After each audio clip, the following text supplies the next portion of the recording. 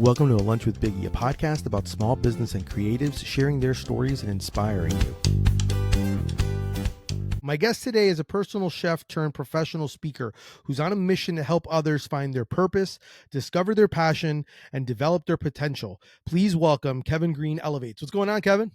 Hello, how are you doing today? I'm doing well, man. Doing well. Thank you so much for coming on and having a lunch break with me. Yes, sir. I always like to ask the first question, which is like, what's your go-to lunch or sandwich? Bacon cheeseburger, mayo chup. Okay. I like that. Any fries or any sides to go with it or what? Well, that's an ideal lunch. Not if I'm concerned Yeah. about, health or whatever. I love a bacon cheeseburger, mayo chup, no salad needed, brioche bun. French fries, I enjoy a French fry. You got to have a cherry Coke. Okay, cherry Coke. Okay. I like that. Okay, very cool. So tell me a little bit about like give me like the lunch version of it, cuz obviously like you and I kind of talked before like that you're kind of transitioning, because I'm very intrigued by the idea of the how you went from a chef to now becoming a professional speaker. So I kind of want to know a little bit, like give me that origin story of what how that kind of happened. Yes, so if you go back to when I was in college, I majored in dietetics and nutrition as an athlete and D1 runner and thought I wanted to be a chef. All the jobs I had had were in food, and I knew I enjoyed the sport and the creativity of the kitchen. What I ran into was the thing called the night shift, and no one had ever taught me about that. And I'm like, I hate working at night. And so that traditional fine dining chef route, like it didn't fit. And it took a while, but I had to figure out how to do food in a way that fit me. And so it went through some iterations. The personal chef model that I started from zero proved to be that fit. And then in 2023, I went through some personal adversities, and it kind of gave clarity. And for me to continue to scale and grow, I was like, you know what? I want to package these life experiences, help other people go further faster, and move into the speaking space. Nice. Okay. It's very concise. I very perfectly nice in a bow.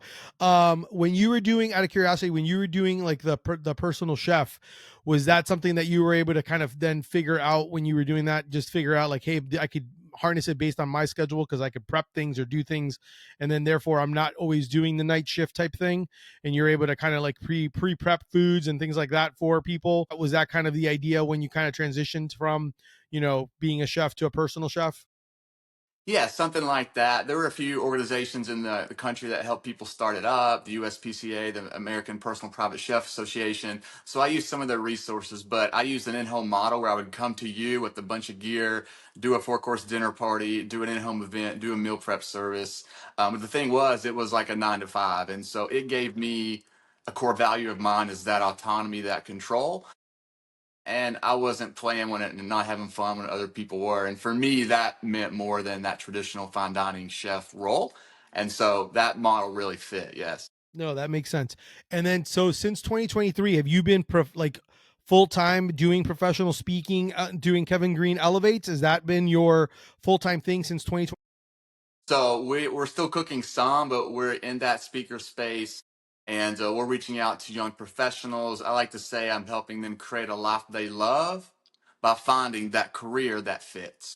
Okay, I like that. One of the things that I've enjoyed from like looking at your watching your videos and stuff like that, I love your use, especially since you're a chef. So I'm all about the idea of like keeping the branches of like kind of staying within the realm. Hence, my podcast is called Lunch with Biggie. I own a sandwich themed brand. So I kind of love the fact that you kind of still use that, even though you're kind of, steering away from the chef. But I love the use of an onion as an example. And it's funny because when you would talk about it, the first thing I kept thinking about, which is not a bad thing, is Shrek, because obviously Shrek talks about how the onion has various layers, especially as you peel back the layers. So I kind of wanted you to talk a little bit about that, how like you describe some of the things that you do based on kind of like almost like an onion, and cutting an onion. So I kind of wanted to get a little bit more information from you on that. Yeah, so a few thoughts there. That onion idea, it came from there's another speaker in the space who uses a coffee bean as a metaphor, and he's does it very well. And as I was developing my brand, I was like, I need something.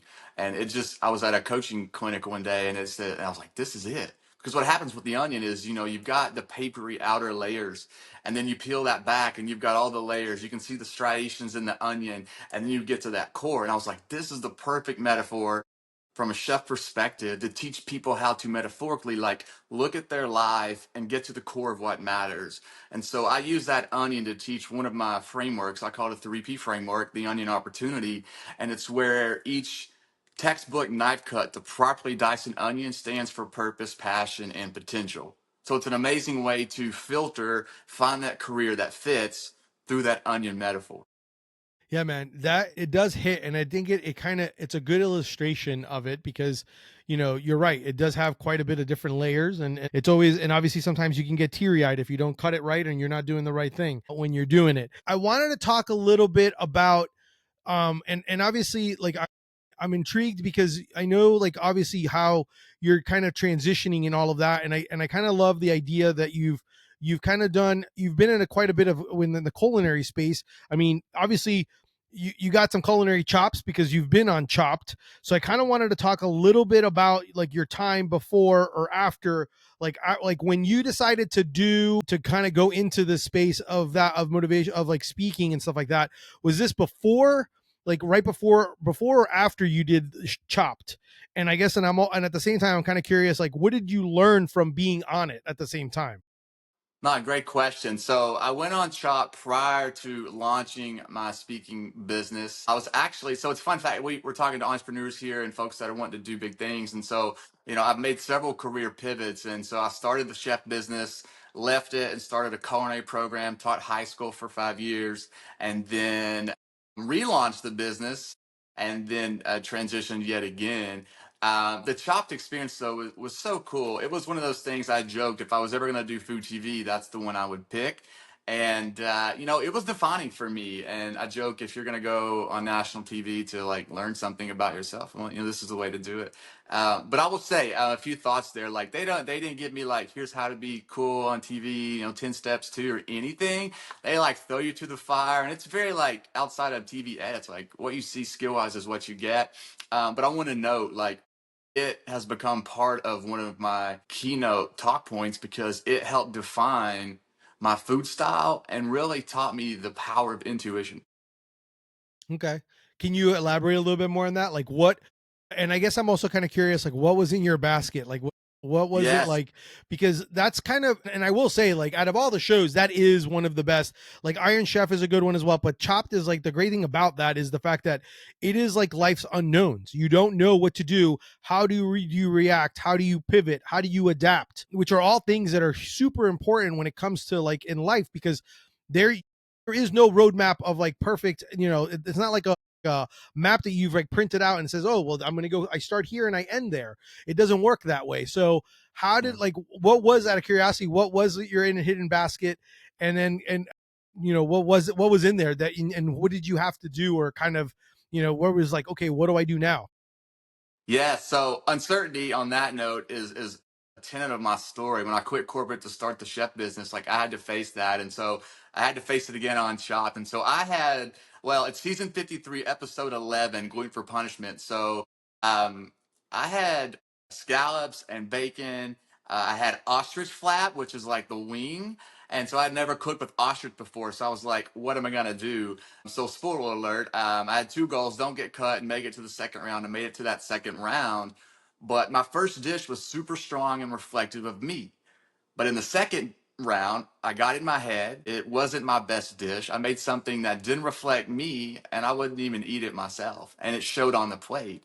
And so it taught me like play to your strengths, but if it didn't feel good, like almost like a little feeling. If it wasn't a knowing, if it didn't come from that strong place, like don't do it. And so I tell myself now, like, feel it and fit it. Make sure if you make a decision, like make sure it comes from this strong place and fit it in such a way that it fits within your scope of what you can currently do so that you can always win. Play to your strengths. So I'm curious about that because so what a lot of times like you said, like if you're not feeling it and if it's not what it is, there's a huge obstacle, and you probably see this, and I'm always kind of intrigued by it because what happens is, and I sometimes go, I kind of tell myself a lot of times, progress over perfection, Mm, because a lot of times what happens is you kind of look at it and you're like, oh, it's not perfect. So therefore, I'm not ready for it to go out into the world and to start. And then what happens? You hinder yourself.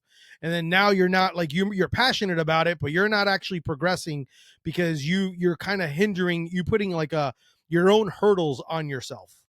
How do you get overcome that? Because that's like a big one, right? Is like the hurdle of like I don't know why we self-sabotage ourselves very well. So I'm kind of curious on like what do you think are some ways that you were able to and been able to beat those hurdles and go over those hurdles and be able to kind of keep that progress even though it may not be perfect.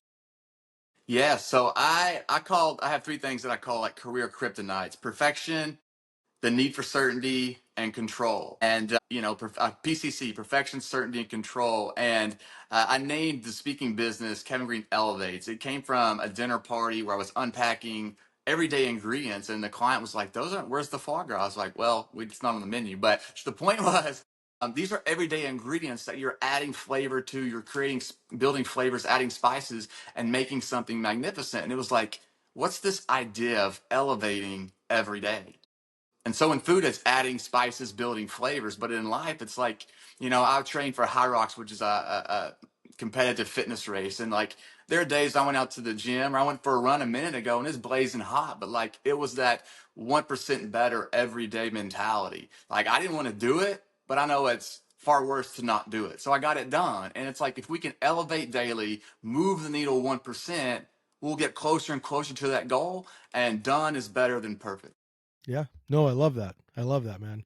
Very, very true. And you talked a little bit about the three P's: purpose, passion, and potential. I wanted to kind of get an idea of like where that kind of came about, and then maybe give if there's like some tips or tricks that you give people to kind of figure out, because I know sometimes, and I don't know if you come across a lot of people that have that where they're like, I know I'm good at something, but I don't know what I'm good at. You know what I mean? Like there it's like a weird like or I don't know.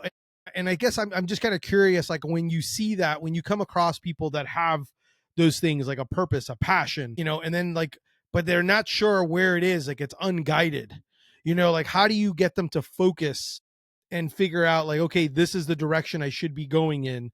Because we tend to sometimes not go that route even though we may have a natural skill, and we just kind of, I don't know, we kind of lessen it per se. Yeah, so I think those are like big picture questions that we all kind of wrestle with from time to time and at different ages and stages. The three P's for me originated when I very first started the chef business. I had a feature in the local newspaper, and she like titled the interview "The ABCs of something something," and those three words like came from that, and they stayed with me for years. And I was like, I want to use that. Those are pillars of what I do: purpose, passion, and potential. And so for me, they've served as filters. In fact, I feel so strongly about it that if you were to like filter almost 20 years of my career, the degrees, the student loan debt, all the things, and you could answer those three questions on the front end of things, you'll go further faster. And so I think everything starts with identity. And so when I talk to groups, young professionals, college students, I like to start with identity and figuring out like your roles, your personality, your essence. And I think like Myers-Briggs, Enneagram, Clifton Strengths, all those sort of tools are starting points to discover your identity, because it's like you know who you are, then you figure out what to do. One begets the other. Yeah. No, I get that. And I've done Clifton Strength. I actually had I have a friend of mine who's a Clifton Strength coach, and Yes, and I think it's an amazing thing to see. I think sometimes we don't, and it's a great starting point. I think if you can kind of see what you're good at, why not harness those things and also be able to see things that you maybe are not as good at, that you can kind of learn and be able to kind of improve on, or at least know, hey, this may be something that I'm not as strong at, that maybe I need to partner with someone who is, and I can kind of go from there and be able to work together when it comes to those things. for sure. There's this. I'll note too. There's this exercise I've done with groups before, and you may be familiar with it. It's called the 7 I exercise. Okay. And so let's say I said, "Hey, what's your college major?" for example, or "Who do you want to be when you grow up?" And so they answer that question. Well, off the cuff, okay, surface answer. And then I'll say, "Okay, so well, why do you want to do that?" And they pause, they think about it, and they give an answer. a little more in depth, peeling back the layers of that onion, get to the core, and we work our way down. I had a coach do this with me for this neuroscience program, and it was a day of epiphany. And so sometimes it just pause for the cause, peel back a layer, and think a little bit deeper. And clarity, I mean, let me tell you, clarity breeds confidence. It really does. I love that. I love the seven idea of seven whys. I'm trying to figure out how I would how I can do that to myself, because I'm like I'm one of those. I'm one of those where I try to figure out what it is, my ultimate why on why I do certain things. So I just know I just keep saying yes, and I keep trying to go in the directions, but that's one of the things that I'm always kind of curious on. What? So obviously, this is one thing I've always been kind of intrigued on, because obviously, like, it's almost very similar to how I would say I would almost kind of label it almost like a therapist in a way, where like there's ingredients that to make a successful meal or a successful life, right? Yeah. But at the same time, like there's certain aspects of it where obviously, like, and that's kind of the beauty of it, is that we're all a work in progress. So it's kind of one of those where like I look at it sometimes where we're looking at it in the sense of like you have answers to be able to help others, but at the same time you're also trying to also at the same time you're also going through your own levels of whys, because I'm assuming the whys of the chapters of your life as you go, those whys and those questions change and they evolve, and then you're trying to elevate to the next level from where you're currently at right now, right? Yeah. So, and I think that's kind of the big one, especially you in the starting off as a business, and doing this as a business. I'm always kind of intrigued, like, so when you go, a lot of it do you do, I know you say you talk to a lot of young groups and like on young entrepreneurs and things like that. Do a lot of times, is it something that you do face to face in person, do it online, and then at the same time also, like, how do you like find that community that needs you, and then you're able to then provide those resources to? Yeah, so I work a lot with young professionals, colleges, upcoming graduates, first year programs, and things of that nature. And I like to offer like some coaching calls after the fact when I present. I like to do workshops with my educational background. I enjoy not just being in front of a group, but sharing what I know. And then there are three things that if you go to Kevin Green Elevate, you'll see I like to educate, entertain, but ultimately equip. It's like hearing a great speech, but not knowing what to do the next day. So you got to give some practical tools. And I'm a big believer in that. I'll note too, it's like you said something there in the question about like personal development and all those things. I'm a part of a variety of coaching groups and spent invested resources on growing my own self. You're talking about at different points along the way. And like even recently, I've just started to think about like my why. Why do I do the things? And I think there comes a time where we have to flip it a little bit and turn it outwards and think about our who. And so like we often do things better and more assertively if we're motivated by a greater cause. And so I hope that speaks to someone, because I'm starting to think about like how can I serve my audience better? I'll read this book so that it adds value to them. Yeah. No, I love that. And I think it's so important to be able to do that, because also obviously it also involves like who you're talking to and who and what you're able to present to them, which I think is so so important to be able to do, because there's going to be a message in anyone that you talk to or anyone listening to this, that little tidbit that's going to be the one that nugget that's going to lead them to go, oh, take them to the next step, to either a follow you or find out more about it, or to basically go, I like that, I should look into that or do more of that. And I think that's like one of the big ones that I find to be very interesting. You do a really good job on social, Thank you. being able to kind of re-emphasize a lot of the different things, kind of reword it or rephrase it or restructure it in a way so that like the message is being conveyed. I'm always kind of intrigued on on tips or advice when it comes to social on that aspect, and like being able to do that, because that's something that I think a lot of people trying to like their message and trying to get it out, they feel, at least from what I've seen, and I'm guilty of it sometimes, I'm like, I don't need to reintroduce myself or redo this, because they already know who I am, they're on my social. But like that's not really the case. So I'm kind of curious, like, do you have any tips or tricks or anything like that that you would recommend for someone when you're trying to, as you're trying to convey your message and what you're trying to accomplish? For sure. So social media and Kevin, we've had an interesting relationship. Like stiff armed it for so long, but also didn't have to. I had enough organic traffic for my other business. And so I had always said though, like if I show up on social, it's got to be authentic. And after the divorce in 2023, after the business partnership that didn't take off because they were toxic, and I finally realized that, and I set some boundaries and clarified my purpose, like it shifted things. And I said, you know what, I have something to say finally. I'm going to start doing that. And then I'm still growing in social. I'm still learning. It's an area to grow on or grow in. But I've heard it said through one of my coaches that in order to help someone else, you just need to be 10% better. You don't have to be perfect, just be 10%. When I went through some of those hard times, like I was literally binging coaches and counselors and whatever on YouTube. And I was like, if I can take my life and put that into content and help someone else when they're going through it, it's worth it, you know?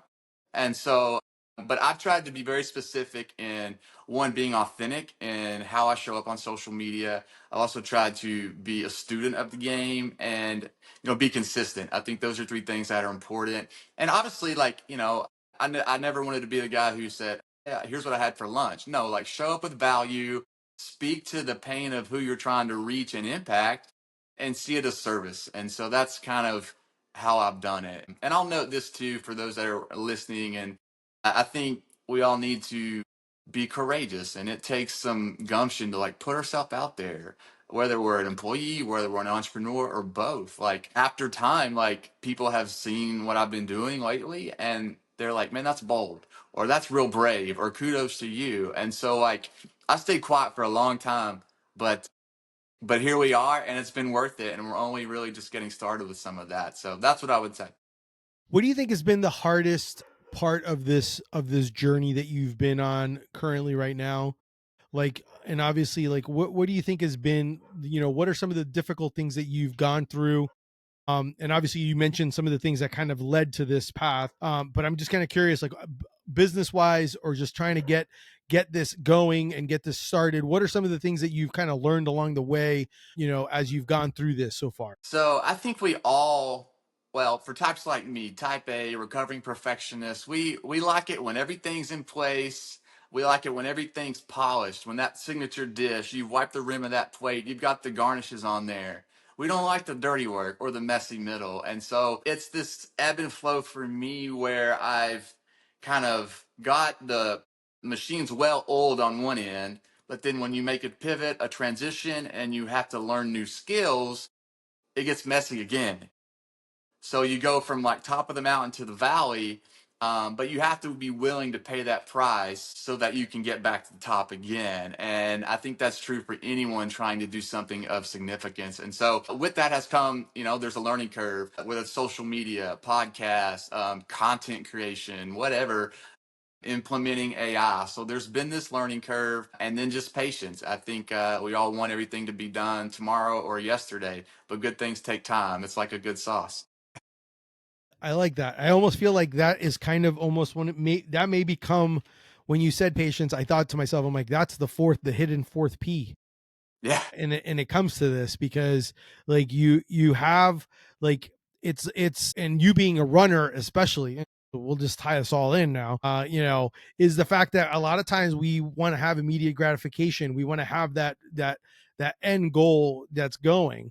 And I think that's kind of one of the big ones where I like tell a lot of people, especially like me being a clothing brand. I tell people, I'm like, hey, I'm like, this isn't like a get rich quick thing. This is a marathon. This isn't a sprint. And so sometimes we tend to become impatient because we think it's not working and things like that. And I'm kind of curious on how do you keep yourself how do you keep yourself in check when it comes to, because obviously when you're going through this process and you're finding your purpose and your passion and you're kind of dealing with the different potentials and you're going through that, how, like, do you do anything that either keeps you in check or gives you kind of like, I don't know, a moment to kind of like reflect back onto what you've, like, how far you've accomplished or where you've gone? Is there something in that, like, when in your talks or even in your own personal, that you kind of do that? Because I think sometimes we get kind of lost in that because obviously we're constantly thinking of,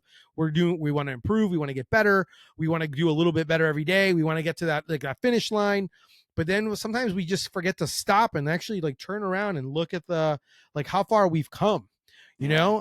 and I'm kind of curious, like, do you have things like that built in that you do yourself, or and if you do, like, what are some methods that you do to kind of reflect on like some of the goals and some of the things, the accomplishments that you've done? Well, for sure. So I did this neuroscience program like a year ago and learned quite a bit about the brain. And if you've never learned about the brain, it's a fascinating machine. Like it, there's more going on than we give it credit for. And so I learned about hormones and like how dopamine, for example, plays a role. And a lot of times when we're just scrolling or we're looking for a like there's a dopamine spike. But that's a good thing. And all that to say that the brain is wired for a reward, and I think we have to pause for the cause. We have to stop and smell the roses and celebrate our wins. Like it's imperative that we find a way to just look back to your point and celebrate, even if it's a small thing. And so I try to have a morning routine where it's a moment of gratitude, a moment of reflection. I have some brain priming, voice recorded exercises that help me to get perspective out of the gate. In times past, I've even kept like photo journals on my phone of like this happened or had a big, or literally last week I called it Big Win Wednesday. I had 4 or 5 things stack up that just meant something in business. A pitch went through, a podcast came through, I had a meeting, and so like I sent myself an email, as silly as that sounds, and I've kept a highlight reel journal and just put in along the way, and then at the end of the year look back to reflect. Yes, we have to celebrate the wins along the way. All right, hold on. I need to know about highlight journal, that and the email idea, because I am one of those where I sometimes am very good at preaching the little wins, and I have one where I'm a big fan of doing like a post-it notes and having like a jar and then writing the wins, putting it in the post-it note, like something like that. So that way at the end you have something physical to kind of look at and stuff like that. I say it, but I suck at it. So I'm kind of Yeah. curious, like when you do like your photo journal, like is it one of those that you're taking pictures and you keep them in an album, or like on your phone, or is it something that you're emailing? What exactly does that mean? Yeah, so I've done two things, two versions. In years past, I've kept like a handwritten, we'll call it a Google sheet, where it's like a highlight reel. So if I had like a dinner party and it went off well, and maybe I got a nice tip, like here's a win for the day, and it was just like one-liners, clear and concise. And I would go back and look at the year's end and just see this log of all these things. So it would put it in perspective. Currently, I use the Trello app, if you're familiar. So I've got tabs in there, and I've got one titled Inspirational and Tactical Screenshots. So, if I got something of value on a social platform, or if I got like a feedback that really spoke to a thing, like I'll save it. And I try to, we all need like a fire starter from time to time. And so I'll take a few minutes and look at that person on Instagram that I find value in, or I'll go back to that screenshot I took and celebrate that win. Maybe it was someone who was giving me some flowers and I did a good thing or I did a good job. Like let's spark the fire on the regular and keep that momentum, keep that flame burning. What when you're not working, you're not cooking. Well, I have a cooking question, and then it's kind of like I'm always kind of intrigued by what do you typically, obviously you told me you like a good burger, a bacon cheeseburger and stuff like that, but I'm like, what do you typically like cooking? Like if it's just you're what do you do for fun, and then what do you kind of and what do you cook for yourself for fun, like if you're home and cooking? And it doesn't have to be elaborate, because I mean I want you to be Yeah. keep it real. Like you could just tell me it's gonna be grilled chicken, that's fine. But I'm just kind of curious, like what is it that you kind of do for fun, to unwind, do for fun, and at the same time, what are you usually cooking at home? So, from a culinary perspective, and that's a great question, by the way, I found that people love talking about food much more than like, "Well, here's my speaker business. Let's lean into the chef." So, I love talking about food and bringing people together. The table's a powerful thing. But so my chef business is such a production and a whole different motivation. When it's me at home, it's much more simple, much more streamlined, almost like a Rachel Ray of the past 30-minute meal. And so like that's like taco bowls, like spaghetti and meatballs. I love grilling. I just bought a new grill actually and just been enjoying that over the summer. I think in addition to burgers, like steaks are one of my favorite meals. I grew up, that's a memory I had with my dad. Like we would have steak, baked potato, and A1. Lots of A1 sauce on the side. And so I still enjoy grilling. And so I love that. when I'm not cooking, speaking, working, what have you. So I don't know if I should tell everyone, but I joke that I'm a part-time professional wrestling fan.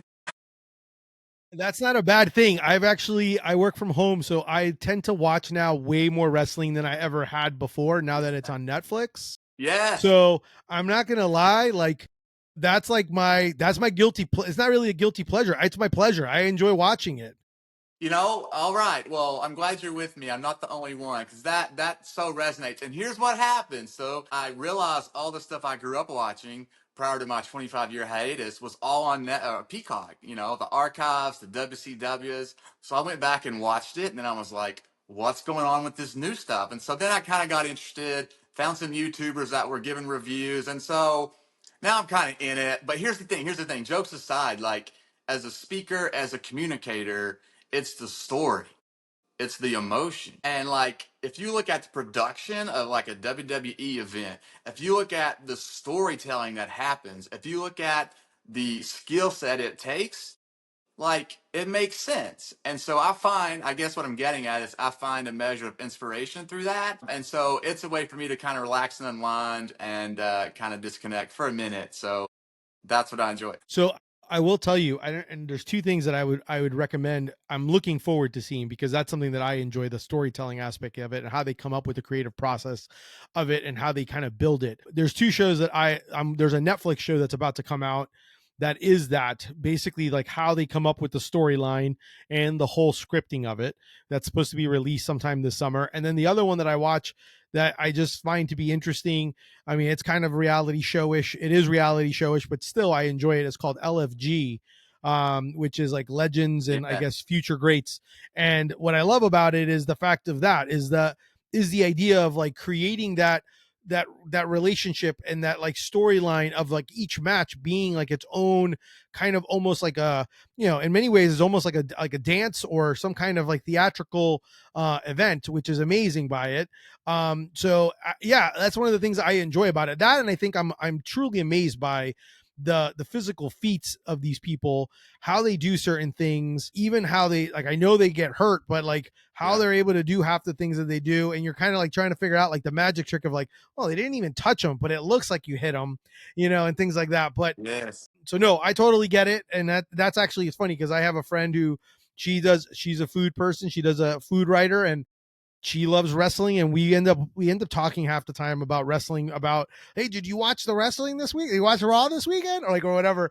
And we'll just kind of chit chat about it. So no, I think it's actually a very cool idea and a very interesting way of going, because it does kind of hit your P's as well. Like Yeah. their purpose of what it is to entertain you. Their passion is to get you out and separate you from, you know, your day to day, and also kind of give you something to, you know, to cheer on, and then all like the potential of like what could happen and what's going to happen, and like the whole idea of like the crowd singing, and like I mean, it's like they have you at the palm of your hands, and then like those guys, those wrestlers all know it, you know, Yeah. and that's the beauty of it. It's like a very orchestrated thing with everyone to be in a camaraderie and a whole group thing.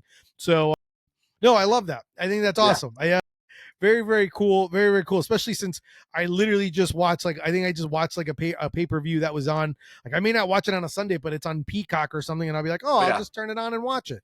So no, I totally get that. I love that. Good. What advice do you have for someone wanting to start something? Yes. Wow. Well, a few things. I used to tell friends that I use the word called, and I think some people may use that word calling and maybe mean different things. But for conversation, I used to tell them, like, you have to be called to quit. Like, don't do it on a whim. And what I mean by that is, like, I was 28 years old. I had a corporate job. I was an R&D chef with a national dining chain. They were making changes at the top, and stuff got really hard.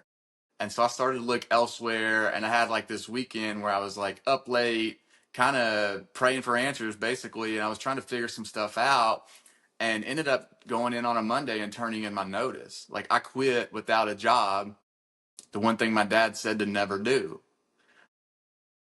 The hard part of that is it led to one of the hardest seasons of my life. I was married at the time, went down to one salary, things got tough. It took 2 years to get the chef business full time where I could support myself. So I had to like work part all the things, and that was incredibly difficult. It's something that I never want to have to go through again.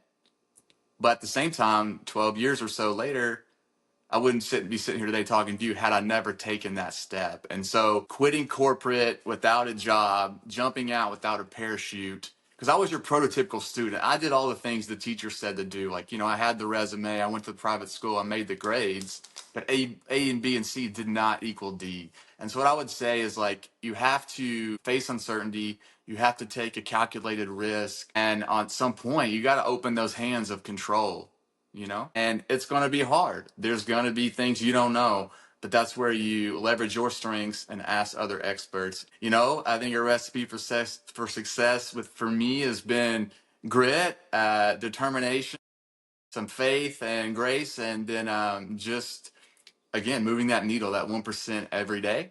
And I think a life lived well involves a measure of uncertainty. I'm just kind of curious. What was the whisper that you heard? Like, was it a whisper that you heard that kind of told you, like, hey, like, this is like, for make you to kind of be able to go, like, I just can't do this anymore? Like, was it something that happened, or was it like a whisper in the back of your head, in the back of your mind, or your ear hearing it, and they was just telling you, like, this isn't, like, there's something better or there's something else to do?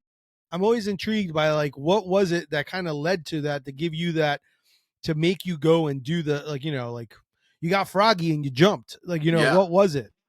Whew. So I like that question. And you said whisper. So I'll go there if you'll go there with me. Okay. Yeah, no, I'm with you. That's the Yeah. reason why, because I'm curious about Yeah. the whisper. So a couple things. Practically, I was in the process of making that decision to leave that job. And my dad had said growing up, never be responsible, you know, do your math, figure it out, be responsible. But I quit that job without a job. I went over and told a coworker, we'll call her Jay.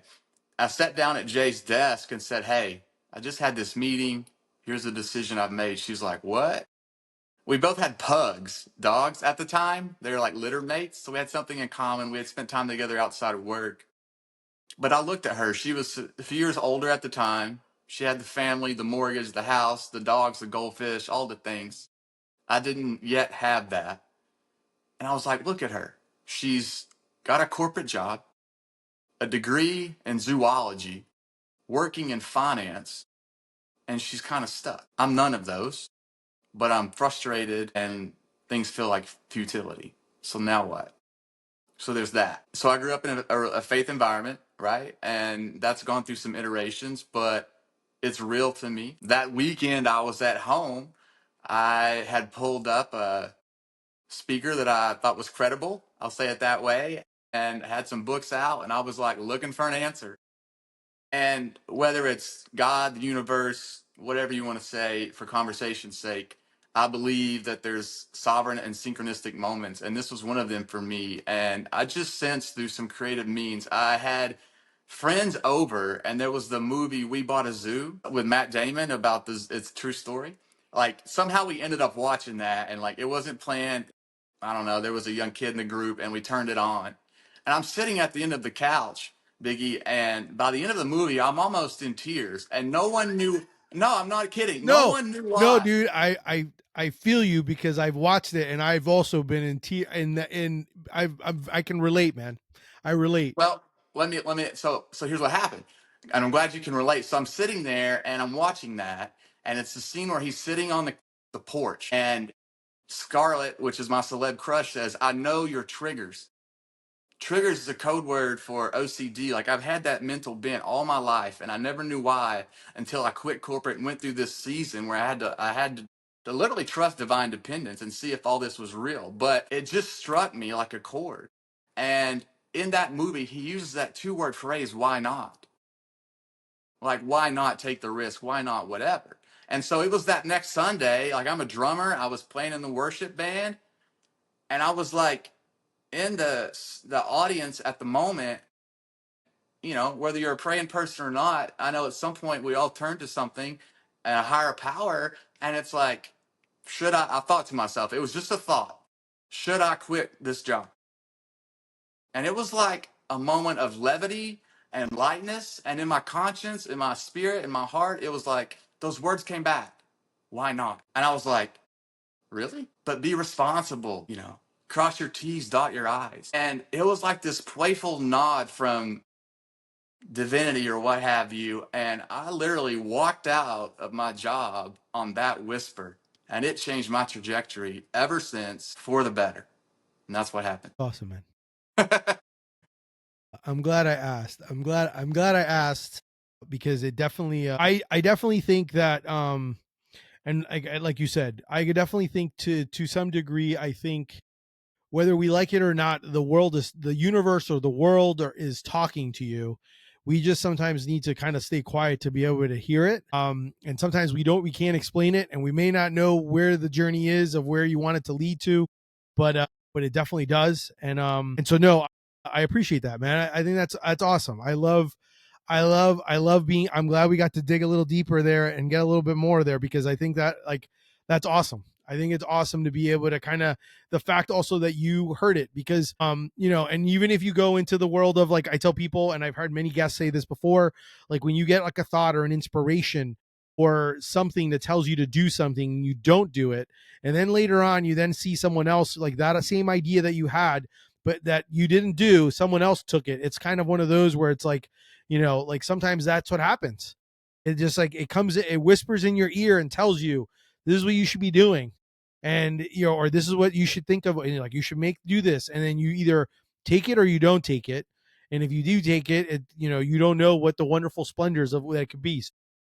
That's awesome, man. Thank you. I love that. Where can people follow you? Where can they learn more about you? Where can they especially if they want to, they're inspired and they want to spend more time with you and kind of go through the 3 P's with you and kind of have you coach them and stuff like that. Where can they get more information about you?